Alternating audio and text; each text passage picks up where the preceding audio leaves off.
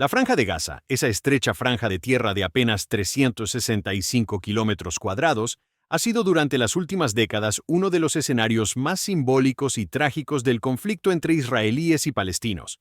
Conocida por su densidad poblacional extrema, su altísimo nivel de pobreza y sus múltiples bloqueos, Gaza representa una herida abierta y sangrante en la geografía política del Medio Oriente. Este capítulo se centra en su historia reciente, la toma del poder por parte de Hamás, los conflictos armados recurrentes con Israel, el asedio prolongado y las consecuencias humanitarias y políticas de una región que parece vivir en un estado de guerra perpetua. Tras la muerte de Yasser Arafat en 2004 y la elección de Mahmoud Abbas como presidente de la Autoridad Nacional Palestina, se intentó reconstruir el liderazgo palestino. Sin embargo, las tensiones internas entre Fatah, el partido dominante en la OLP, y Hamás, una organización islamista nacida en 1987 como derivación de los Hermanos Musulmanes, se agudizaron. En enero de 2006, Hamás sorprendió al mundo ganando las elecciones legislativas palestinas. Su victoria fue interpretada como un voto de castigo a la corrupción y la ineficiencia de Fatah, pero también reflejaba el creciente peso social de Hamás en los sectores más empobrecidos de Gaza y Cisjordania. La comunidad internacional reaccionó con frialdad y en muchos casos con hostilidad.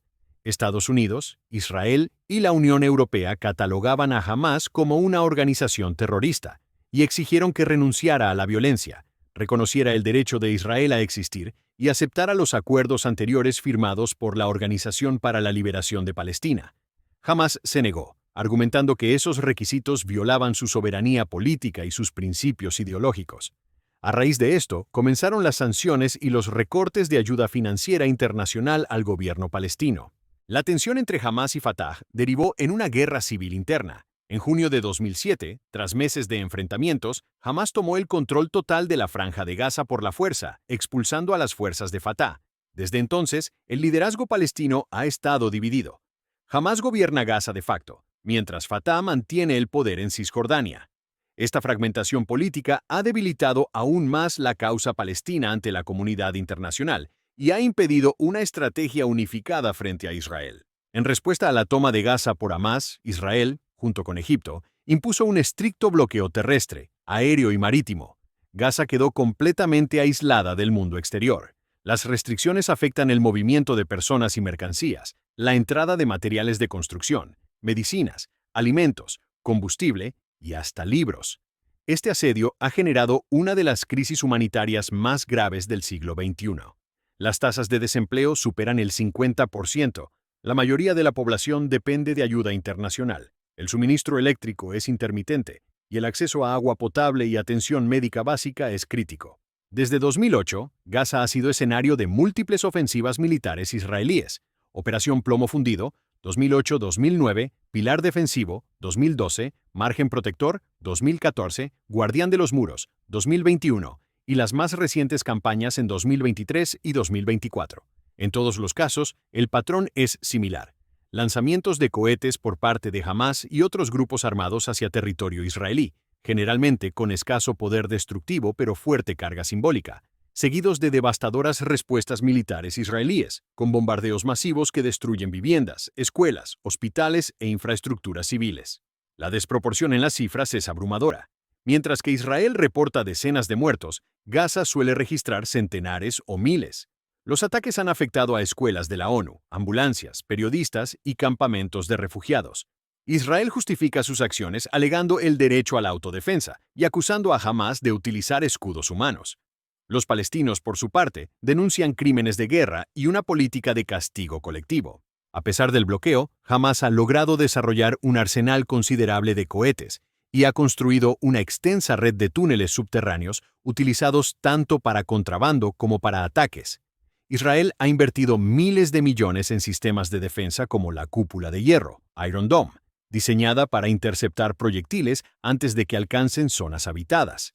Esta tecnología ha salvado muchas vidas, pero también ha contribuido a una sensación de invulnerabilidad que alimenta el discurso belicista dentro de sectores israelíes. La vida cotidiana en Gaza es una lucha constante.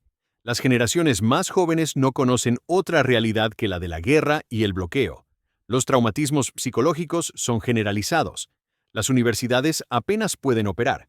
Los hospitales carecen de insumos y la infraestructura está al borde del colapso. A pesar de ello, Gaza también es un lugar de resistencia cultural, con una sociedad civil activa, artistas, poetas, periodistas y jóvenes que siguen soñando con la libertad. La comunidad internacional ha fallado repetidamente en aliviar el sufrimiento de Gaza o en mediar una solución duradera. Las condenas a Israel por uso excesivo de fuerza rara vez se traducen en sanciones efectivas. Las divisiones entre las potencias mundiales, la falta de presión diplomática coordinada y el papel ambivalente de actores regionales como Egipto, Qatar e Irán han contribuido al estancamiento del conflicto. Mientras tanto, la política interna israelí ha girado hacia la derecha. Gobiernos como los de Netanyahu han utilizado las hostilidades con Gaza como justificación para fortalecer su narrativa de seguridad, consolidar la ocupación en Cisjordania y reprimir aún más los derechos palestinos. Hamás, por su parte, ha mantenido su control férreo sobre Gaza, reprimiendo a opositores, periodistas y manifestantes, y utilizando la causa nacional como herramienta de legitimación autoritaria. Gaza se ha convertido así en una prisión a cielo abierto, un laboratorio de guerra asimétrica y propaganda, y un símbolo de la incapacidad del mundo para resolver uno de los conflictos más persistentes del planeta. Cada niño nacido allí lo hace bajo la sombra de drones. Cada escuela reconstruida es una posible ruina futura, y cada tregua es solo la antesala de la siguiente catástrofe.